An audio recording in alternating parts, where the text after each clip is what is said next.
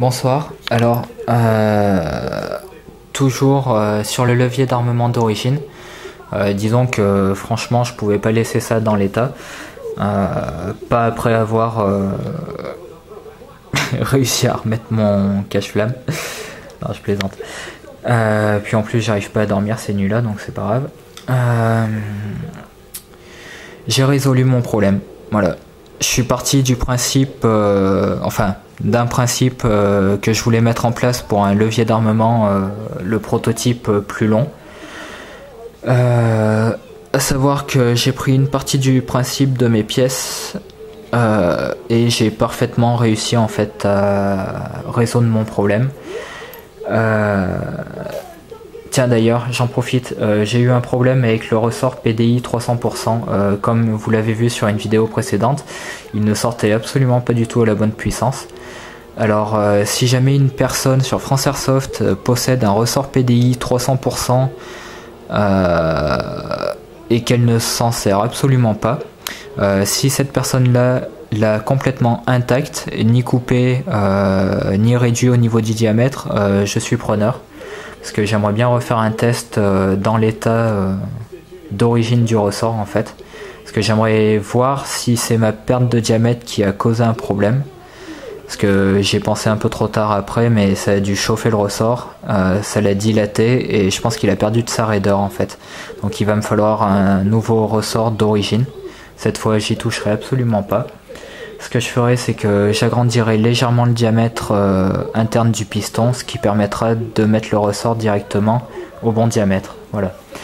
Alors, pour en revenir à mon levier d'armement, vous avez vu sur la vidéo précédente qu'il y avait un problème avec le piston, le cire. Et ben en fait, après recherche, bon, il y a toujours le problème du cire, mais ça, je vais arrêter d'en parler parce qu'on le sait depuis le début. Hein. Maintenant, j'ai plus qu'à attendre d'avoir la pièce en acier. Ensuite, le piston, j'avais des doutes s'il était vraiment usé. J'ai pris mon pied à coulisses, j'ai mesuré. Alors, il est pas usé. J'ai de la chance, il est peu usé. Bon, le problème, c'est vraiment les deux méplats. Le problème, c'est le piston qui tourne, qui tombe sur les méplats, le cire qui accroche pas du coup. J'ai cherché pendant une bonne heure pourquoi le piston tournait. Parce que bon, faut quand même savoir pourquoi le piston tourne. Au départ, je pensais au ressort qui avait un diamètre qui permettait, le diamètre permet au ressort de rentrer dans le piston. Et je me suis demandé si c'était pas trop juste, si lorsqu'on armait le piston ne faisait pas tourner, si le ressort ne faisait pas tourner le piston en armant. Il s'avère que c'est en partie vrai. Lorsque vous armez le levier d'armement, le ressort, une fois comprimé, gagne un peu d'épaisseur, bouge légèrement dans le piston, ce qui peut faire une sorte, entre guillemets, d'encastrement, qui, lorsque le ressort tourne, fait tourner le piston. Alors, ça c'est une partie du problème, parce qu'en réalité, il y en a une autre, c'est le guide ressort. Le guide ressort qui a un problème et la pièce qui permet, vous savez, de passer derrière le guide ressort et d'attacher à gauche. Voilà. Alors la pièce d'origine est cylindrique. Le guide ressort, lui, a une grosse épaisseur, vous savez, de un peu plus d'1 centimètre. Alors le problème d'origine, c'est tout simplement un cylindre sur un plat à l'arrière, sur un plat sur le guide ressort. Malheureusement, un cylindre entre deux plats, eh bien ça permet un pivot en fait. Ça a permis un pivot du guide ressort. Du coup, le guide ressort pouvait pivoter, ce qui pivotait obligatoirement le ressort, ce qui pivotait le piston. Et malheureusement, du coup, c'était complètement aléatoire lorsqu'on armait le levier d'armement. Car à cause du pivot, excusez-moi, à cause du pivot, et ben, le piston était soit trop haut, donc du coup ça armait pas, soit il tournait et ça tombait sur un plat et ça accrochait pas, donc ça posait des problèmes. Du coup, ce que j'ai fait, je suis parti d'une idée de mon prototype pour le prochain levier. J'ai fait un plat, voilà, avec une meuleuse. J'ai en fait aplani la moitié du cylindre de cette pièce, donc je n'ai plus qu'un demi-cylindre. Alors surtout ne vous trompez pas si vous voulez faire la même chose, faites bien le plat à l'arrière. Pensez que le plat doit être à l'arrière et appuyé à l'arrière sur le levier d'armement. J'ai fait ça, alors si vous voulez des outils, j'ai fait ça avec une petite meuleuse en fait. Une meuleuse trouvée à Leclerc. Hein. Voilà, c'est pas trop mal, il y a pas mal de pièces à l'intérieur, assez de kits, enfin disons que c'est très utile pour faire des petits travaux.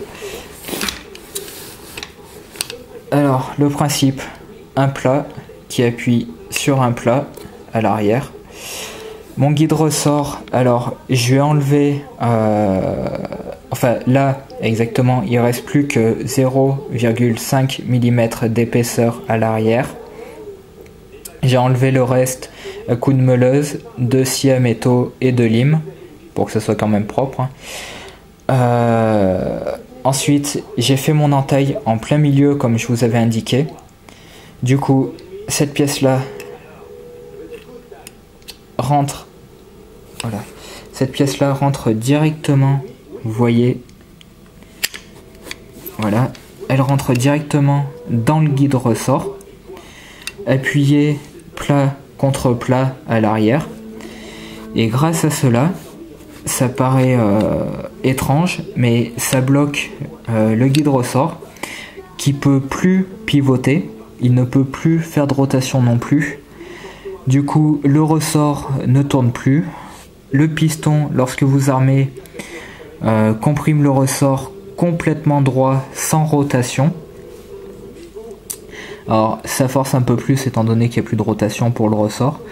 Cependant, il n'y a plus de mouvement en fait qui bouge le piston ni en haut ni en bas, ce qui permet une accroche sûre. Alors, pour vous le montrer, je vais monter le tout sur ma réplique. Je vais tirer le levier plusieurs fois. Et vous allez voir que tout à l'heure, au bout de 3 tirs, c'était fini. Là, normalement, ça devrait durer, je pourrais faire 20 tirs. Et même plus. Mais on va pas en faire 100 non plus. Alors, c'est parti. D'abord, excusez-moi, je vais quand même vous montrer. Ah oui, j'ai eu un petit souci, je sais pas si je l'ai déjà dit au début de la vidéo. Je veux bien un ressort PDI AEG Spring 300% si quelqu'un en a un d'origine, merci. Car en plus, ce qu'il y a de bien, c'est qu'avec la matière enlevée sur le guide ressort, le ressort PDI AEG 300% Spring rentre parfaitement. Là, c'est lui qui est à l'intérieur hein, tout de suite. L'ennui, c'est que je vais l'enlever, je vais remettre mon ressort d'origine, car celui-ci, comme je vous ai dit, tape à 0,7 joules à la 0,30, ce qui est absolument ridicule. Mais j'ai dû trop le chauffer avec la meuleuse et malheureusement je l'ai dilaté, il a perdu de sa dureté, il est devenu plus souple. Donc il m'en faut un nouveau.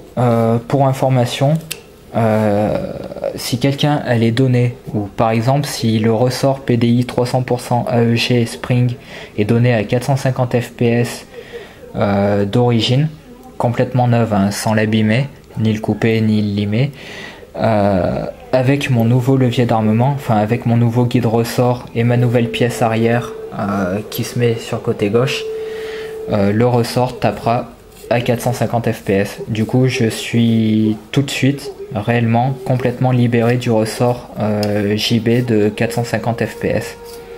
Je sais, là j'en suis sûr, absolument sûr ce soir,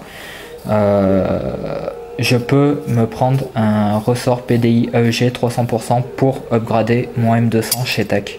Voilà, ça c'est absolument certain. Voilà, comme vous voyez, le ressort que j'avais modifié qui est devenu beaucoup trop souple. Mais la taille absolument pas touchée, il est rentré parfaitement. Je peux armer le levier d'armement, donc j'en suis absolument certain. Je peux me prendre un ressort pour upgrader mon M200 autre que le JB Airsoft. Voilà. Honnêtement, j'insiste avec ce ressort là. Tout simplement en fait parce que ce ressort est beaucoup trop cher. Voilà. Il est beaucoup trop cher. Je suis d'accord qu'un ressort fait sur mesure en quantité limitée peut coûter ce prix là, car moi j'avais fait un devis, j'avais également pour 450 € 10 ressorts, ce qui faisait 45 € le ressort hors taxe, donc je comprends tout à fait le prix, mais étant un magasin, je pense pas que JB Airsoft, le site JB Airsoft se soit contenté d'une dizaine de ressorts. Ils ont dû en commander une bonne centaine, ce qui fait le ressort à 5 €. Donc bon, voilà, j'en avais plus qu'assez de voir en plus un ressort qui causait des casses. Voilà. Remarquez, pour toute personne qui possède le ressort JB Airsoft, si maintenant vous faites votre levier d'armement avec le même guide ressort que je me suis fabriqué, sachez que votre ressort 450 FPS et JB Airsoft ne devrait plus rien casser. Donc en fait, bon, je passe outre mon petit énervement car je suis très fatigué en fait. Plutôt pour rester dans le positif, disons qu'avec ce nouveau guide ressort, c'est stupide à dire, mais juste cette pièce là change franchement absolument tout en fait.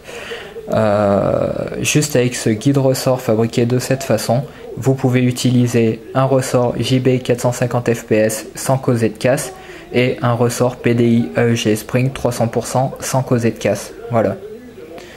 En changeant bien sûr le cire pour un cire en acier. Bon, allez, on va continuer parce que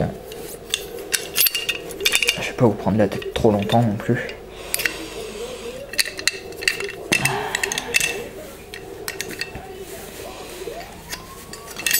Alors, voilà, le nouveau guide ressort. Vous voyez qu'il a perdu quand même de l'épaisseur. Il a son entaille en plein centre. Voilà. Qui permet de faire passer la pièce arrière qui maintenant a un plat également. Donc alors, je le remets. Voilà. Alors quand vous le remettez, si vous faites le même que moi, quand vous le remettez, pensez-le à le tourner de façon à ce que l'entaille soit sur le côté. Ensuite, mon ressort d'origine. Je le mets car les tirs s'entendront mieux étant donné qu'il tape plus fort. Alors excusez-moi, je vais poser la caméra le temps de faire ça.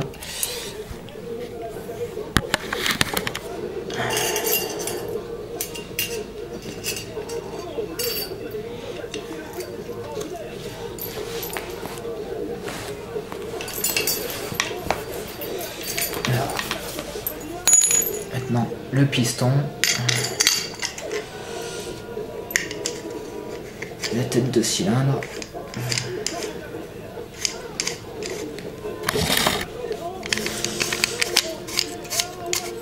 Alors, quand vous refaites votre levier d'armement, par contre, même si le nouveau guide ressort ne fait plus bouger le piston, enfin ne le fait plus tourner en tout cas, quand tout est fermé, bien installé, vérifiez à l'intérieur. Alors, je vais essayer de vous le montrer. Voilà. Quand vous avez refermé votre levier d'armement, pensez à vérifier le piston. Regardez bien qu'il soit en bonne position et qu'il n'y ait pas de méplat à l'arrière. Une fois qu'il est bien mis en position, vous pouvez tout réinstaller.